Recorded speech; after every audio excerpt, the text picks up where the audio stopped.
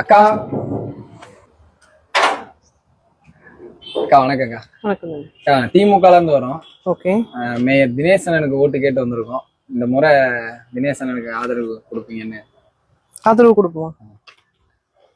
உங்க திமுகவும் உங்க மேயர் தினேசனும் இந்த தொகுதிக்கு என்ன பண்ணிருக்காங்க? என்னக்கா இப்படி கேட்டீங்க? பெண்களுக்கு மாசம் மாசம் 1000 ரூபாய் பணம் கொடுத்திருக்காரு.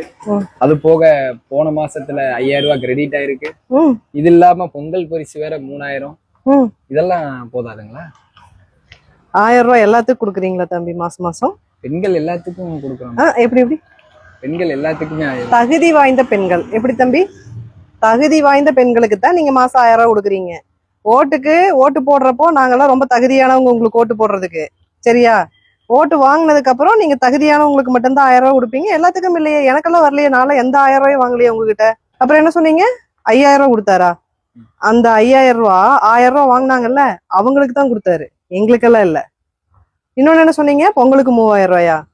அது சொன்னீங்கல்ல, அந்த 3000 ரூபாய் கொடுத்தாரு. ஆனா நான் சொல்லட்டுமா என்ன பண்ணீங்கன்னு? 3000 ரூபாய் கொடுத்துட்டு இந்த வீட்டுக்கு 5 வருஷத்துக்கு முன்னாடி நான் வாடகை 11,500 ரூபாய் கொடுத்தேன்.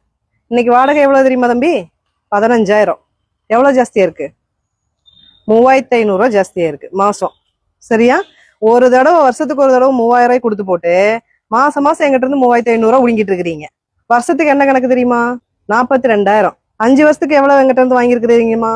2,10,000 ரூபாய் வாங்கியிருக்கிறீங்க. நீங்க 3000 ஓவாயை கொடுத்து போட்டு எங்கிட்ட இருந்து 2,10,000 ஓவாய் புடுங்கிட்டு போயிட்டீங்க. இதுதான் உங்க தினேஷ் எங்களுக்கு பண்ண நல்ல காரியம், சரியா?